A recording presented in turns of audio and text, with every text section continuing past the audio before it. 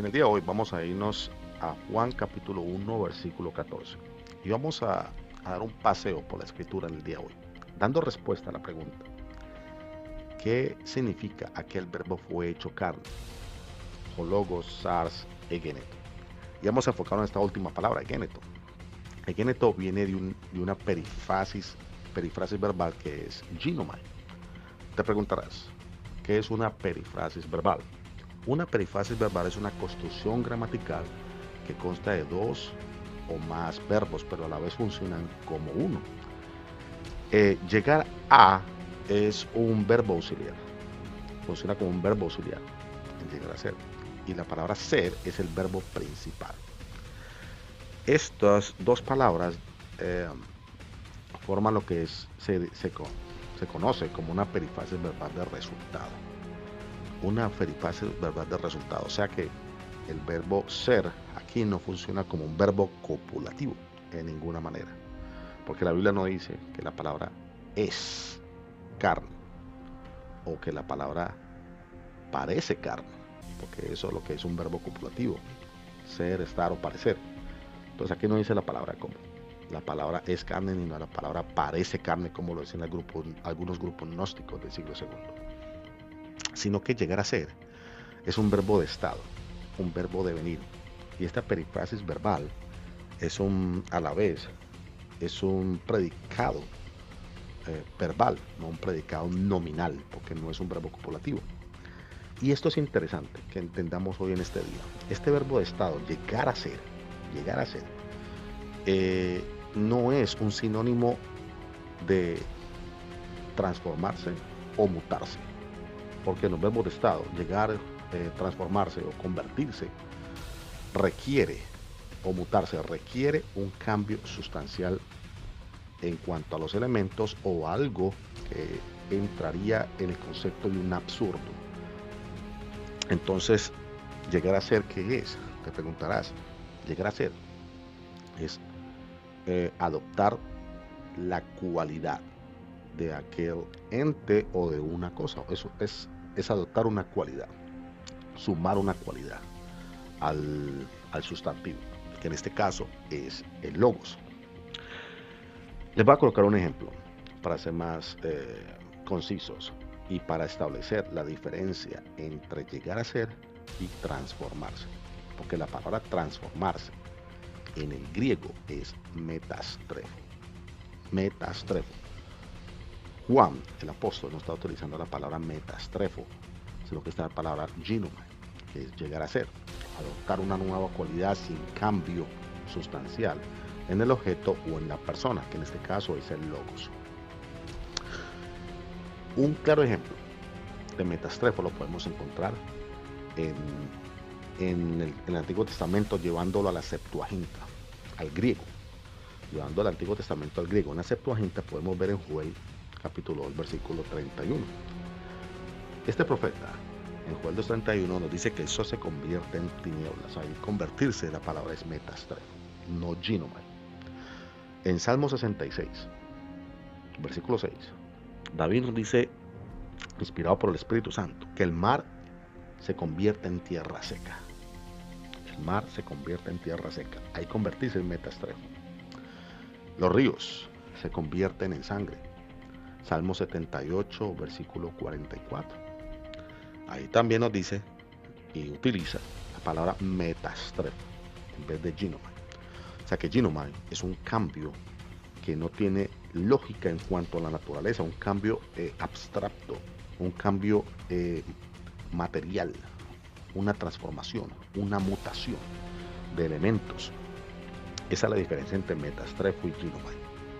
Ahora, cuando vemos la palabra ginomai en el Nuevo Testamento, en palabras del mismo Mesías, de nuestro Cristo, de Jesús de Nazaret, en Mateo capítulo 13, versículo 32, ahí utiliza la palabra ginomai cuando dice que una semilla crece y se hace árbol. Es la palabra se hace o llega a ser árbol, es la palabra ginomai. O sea que la semilla solamente sufre una cualidad, pero no un cambio metafísico en sí. Lo mismo podemos ver en la transfiguración de Jesús, en Mateo capítulo 17, versículo 2. cuando dice que los vestidos de Jesús se hacen blancos o llegan a ser blancos. En este contexto y en esta definición podemos decir que el vestido no dejó de ser un vestido, ahora adoptó una nueva cualidad. Ahora la cualidad de ese vestido es hacerse blanco, resplandeciente, sin dejar de ser un vestido. Esa es la palabra, esa es la diferencia entre ginomai y metastrefo. Ahora, cuando tú te vas a Juan capítulo 4, versículo 14, en el diálogo que tiene Jesús con la mujer de Samaria, la mujer samaritana, el Señor le dice a esta mujer que el agua llega a ser en ella una fuente de agua. El agua que Jesús le da llegará a ser en ella una fuente de agua. El agua no dejó de ser agua. Ahora el agua adopta una nueva cualidad. Suma una nueva cualidad a ella, que es ser una fuente. Lo mismo podemos ver en Juan capítulo 12, versículo 36, cuando dice que cuando un cristiano cree en Jesús y cree en el mensaje de Jesús, ese mensaje en él lo convierte o llega a ser en él un hijo de luz. O sea, llega a ser en él un hijo de luz. Un cristiano puede llegar a ser un hijo de luz cuando cree en Jesús y en su mensaje. No por eso dejó de ser un cristiano. O si la persona en sí llega a ser un hijo de luz al creer en Jesucristo y el mensaje. Entonces, ya estableciendo esta diferencia entre metastrefo y ginomai, podemos entender Juan 1.14 más específicamente. Aquí el verbo está sumando una cualidad a su persona. Está adoptando una cualidad a la persona del logos, sin dejar en sí de ser el logos. Él no dejó de ser el logos de Dios, el verbo de Dios, el logos de vida, el hijo de Dios. No dejó de serlo. Ahora, por llegar a ser carne.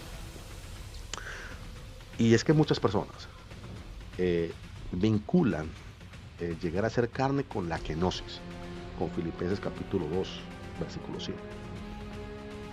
Hacen una correlación o lo adicionan a la doctrina, o sea, creen que esto es correlativo. No, Juan 1.14 me está hablando del aspecto metafísico, en el aspecto ya más en cuanto al si es posible decirlo así, como el aspecto metafísico del logos, pero Filipenses capítulo 2, versículo 7, no está vinculando el aspecto metafísico del logos, sino la condición o una actitud mental relacionado con el servicio. Filipenses capítulo 2, versículo 7 es relacionado a la actitud mental en cuanto al servicio. Una condición ya mental del servicio. Este sentir es un sentir ya cognitivo, un sentir de la mente, que va relacionado con el servicio y no con el aspecto interno y metafísico del Hijo de Dios, como dicen algunos, ¿no? Al transformarse supuestamente en carne, porque no hubo ninguna transformación, sino que hubo un cambio de cualidad en cuanto a logos, sumando una cualidad a él. No dejó de ser el logos. Y otra cosa muy importante, que las personas vinculan, y escuchen con atención, muchas personas dicen que Jesús, al tomar forma de esclavo, entonces esclavo es igual al ser humano. No, esto no es así. La kenosis no funciona de esa manera en Filipenses capítulo 2. Pablo no está diciendo de ninguna manera que Jesús se convirtió, se transformó en un esclavo, ahora al ser semejante y estar en la condición de un ser humano. O sea, en ese contexto, el doulos o el esclavo de Filipenses capítulo 7 no se refiere a ninguna manera que Jesucristo ahora es literalmente un esclavo. Un esclavo, ¿por qué? Porque Jesús nació siendo el Curios, el Señor. Desde su nacimiento nació siendo rey, nació siendo el Hijo de Dios y nació siendo el Señor de todo Israel y de todos los cristianos. De todo Israel y de todos los cristianos. O sea que el Señor nunca, ni de antes, en su preexistencia, ni en su encarnación, y mucho menos después de la encarnación, fue un esclavo. Él siempre ha sido literalmente el Señor. Cuando se dice que tomó la forma o la morfe de un doulo, de un esclavo, se está refiriendo a la actitud que él adopta en cuanto al servicio. O sea, muchas personas pueden montar servicio de qué? Servicio, primero, de obediencia. Segundo, sacrificio. Tercero, el servicio de sumo sacerdote. Y el cuarto, de mediador entre Dios y los hombres. Este es el servicio que está rindiendo o que en el cual se refiere a la morfe de esclavo. Una morfe se refiere solamente al servicio ofrecido de Jesús hacia la humanidad. Otra cosa que tenemos que tener en cuenta, muy en cuenta, es que cuando Jesús llega a ser carne, volvámonos a Juan 1:14, Hologos Sars Egeneto, cuando el verbo, cuando el logos de Dios, el logos de vida, llega a ser carne, adopta esta cualidad. No es adoptar una cualidad en cuanto a un aspecto negativo, sino positivo.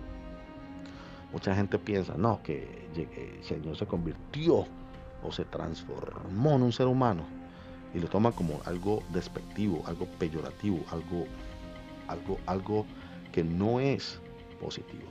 No, cuando el verbo adopta esta cualidad de hacerse carne, o sea, este resultado, porque ese es el verbo llegar a ser, estas perifrasis verbales de resultado. Cuando se obtiene este resultado de la carne, el Hijo de Dios unido a la carne, esto se refiere a un aspecto positivo, no negativo. Me voy a explicar. Es como cuando un doctor recién graduado llega a ser cirujano. Eso es algo positivo. Eso es llegar a ser un verbo de estado positivo. Y un verbo de estado negativo sería cuando el mismo doctor ahora ya llega a ser barrendero. Sigue siendo doctor, pero ahora es barrendero. Y aquí el primer ejemplo es un doctor que ahora es un cirujano. Sigue siendo doctor general, pero ahora adopta una nueva cualidad positiva que es cirujano. Lo mismo en el logos. El Señor no adicionó una nueva cualidad a su persona, una naturaleza humana, solamente para un aspecto negativo, porque esa es la mala interpretación de Filipenses capítulo 2, versículo 7. Toma la kenosis como algo literal y algo negativo. Esclavo no es igual, escuchen bien, doulos no es igual a antropos, no es una similitud, un símil de antropos, ninguna manera. Doulos es una cualidad que posee un antropos. Un antropos no es igual a ser un ser humano, no es igual a ser un esclavo, sino que es una cualidad.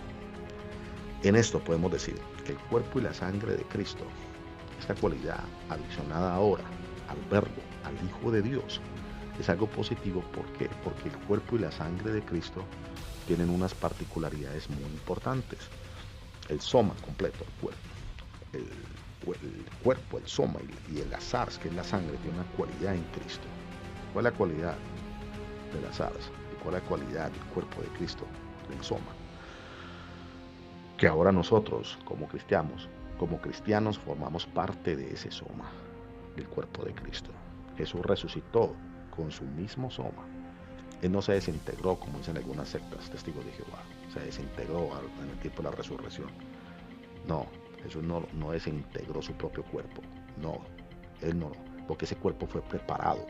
Escuchen bien, fue preparado, ajustado completamente por el Padre Celestial, a través de dos elementos, como ya lo he explicado pasadamente, del agua y en la sangre, como dice 1 Juan capítulo 5, versículo 6. Estos dos elementos contenidos en una mujer que poseía el linaje de David. Estos dos elementos, que es el agua y la sangre, conforman lo que es el linaje de David. Y también es un perfecto cumplimiento de Génesis capítulo 3, versículo 15. El semen en la mujer, o la semilla en la mujer. O semen o semilla en el hebreo es exactamente lo mismo.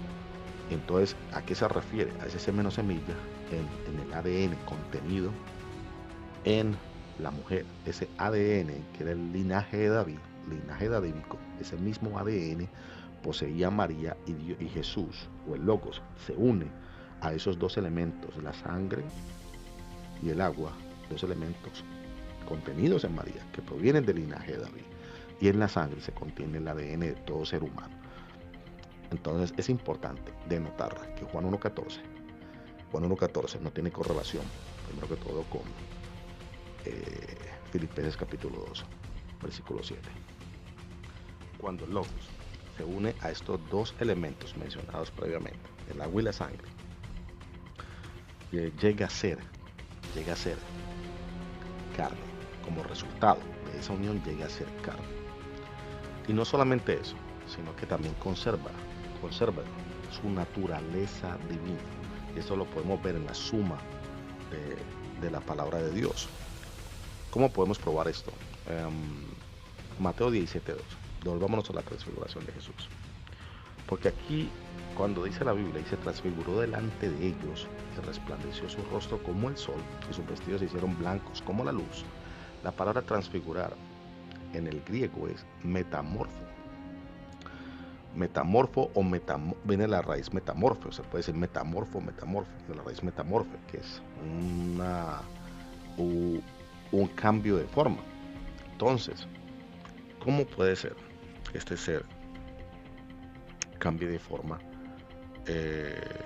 si algunos detractores dicen que solamente era un mero profeta, un mero ser humano?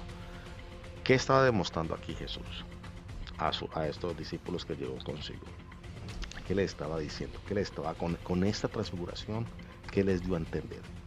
Que no estaban enfrente de un mero profeta o de un mero ser humano, sino que estaban enfrente del Hijo de Dios, y que en él se poseían los atributos divinos, que no los utilizó. ¿Por qué? Porque estaba en su morfe de servicio, estaba en una actitud de servicio. Por eso él no hizo en muchos casos uso de sus atributos divinos. ¿Por qué? Para podernos darnos ejemplo. ¿Ejemplo de qué? De obediencia, sujeción, sacrificio. Para poder vencer al pecado tenía que vencerlo primero como hombre, y segundo en un servicio de obediencia y sacrificio. Por eso tenía que hacerlo. Tenía que vencerlo como un humano, vencer al que tenía el imperio de la muerte, esto es, al diablo. Porque me estoy saliendo un poquito del tema, porque también se debió este servicio, porque hay un principio bíblico. El principio bíblico es: si alguno fuere vencido por otro, es hecho esclavo del que le venció. Satanás vence al primer Adán, ahí en el huerto del Edén, pero este postre Adán está venciendo y venció al Satanás y a su imperio de la muerte a través de la obediencia y el sacrificio. Recuerden, si alguno es vencido por otro, es hecho esclavo del que le venció. Pero por eso mismo, Jesús tenía que venir en una morfe de esclavo para poder vencer y poder quitar la llave esa que tenía el imperio de la muerte, y esto es al diablo. Entonces se transfigura delante de ellos, demostrándole claramente que él poseía esa naturaleza divina en sí, además de la humana que poseía Jesús, también su naturaleza divina. También podemos ver algo interesante en esto: conocer el Espíritu de Dios.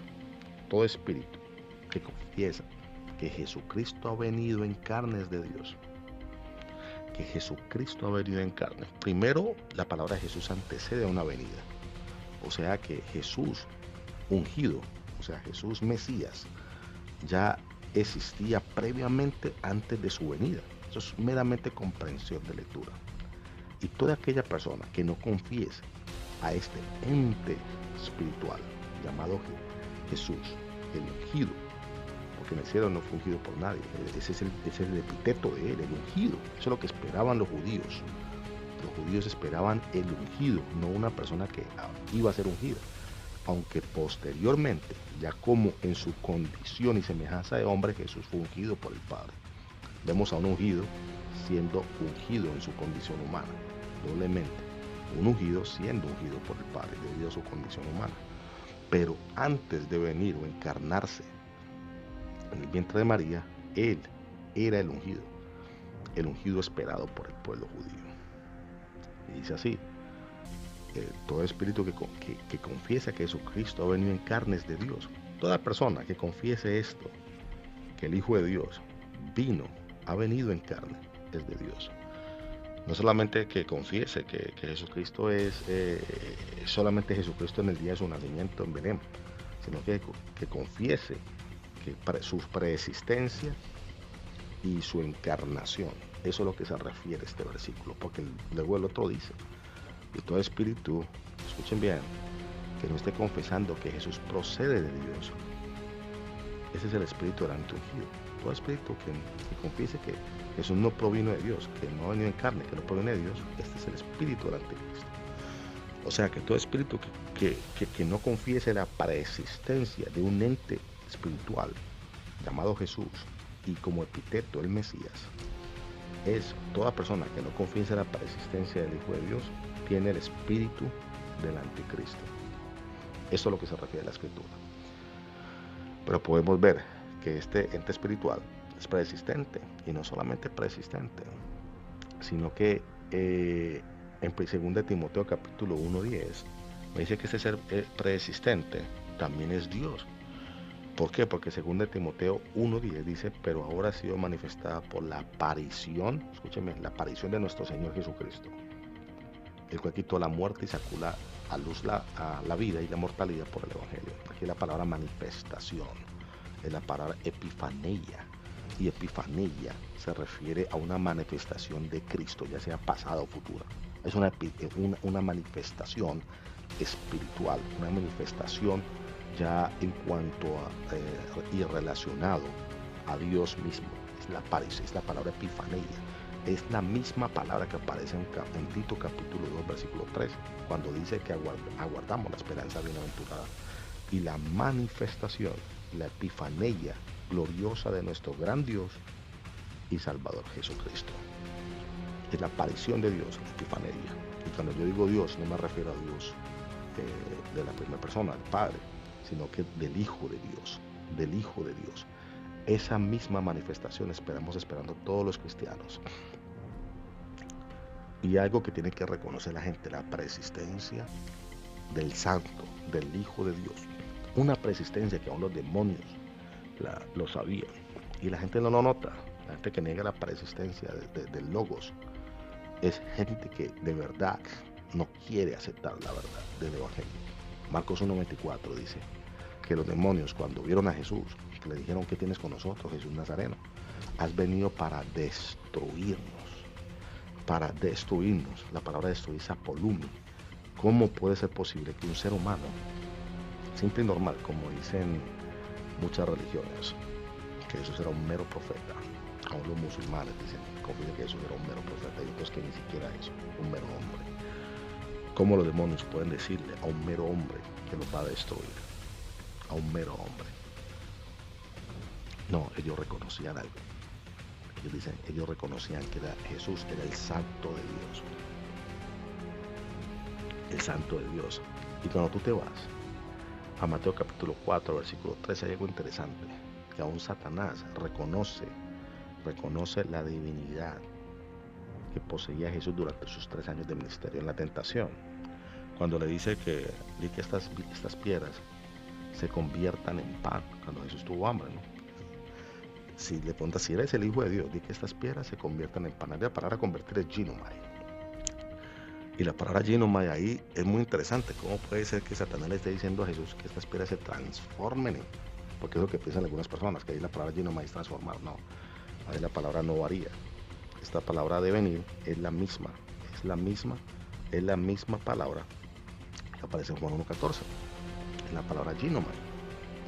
Entonces, este verbo de venir allí significa también un cambio de cualidad. Lo que está diciendo Satanás a Jesús en su tentación, no le está diciendo de ninguna manera que las piedras adopten una nueva cualidad, que se transformen o que muten en un pan, que cambien los elementos y transformarlos y mutarlos en un pan, sino que está diciendo, si tú eres el Hijo de Dios, el creador, esto es lo que está poniendo en cuenta la creación, de que estas piedras cambien ahora a una nueva cualidad. O sea, una existencia, que tengan una existencia ahora estas piedras, tengan una nueva existencia, una nueva cualidad. Pero lo que está haciendo Satanás inconscientemente y arbitrariamente reconocer y sarcásticamente reconocer a la vez que Jesucristo era el Hijo de Dios, pero lo está haciendo de una forma sarcástica, porque él sabía, Satanás sabe, que a través de Jesús, a través del Verbo, a través de Cristo fueron creadas todas las cosas, las que hay en los cielos, en la tierra y debajo de la tierra. Y él también sabe que toda lengua tiene que confesar que Jesucristo es el Señor, para la gloria de Dios Padre. Dios les continúe bendiciendo y hasta un próximo tema.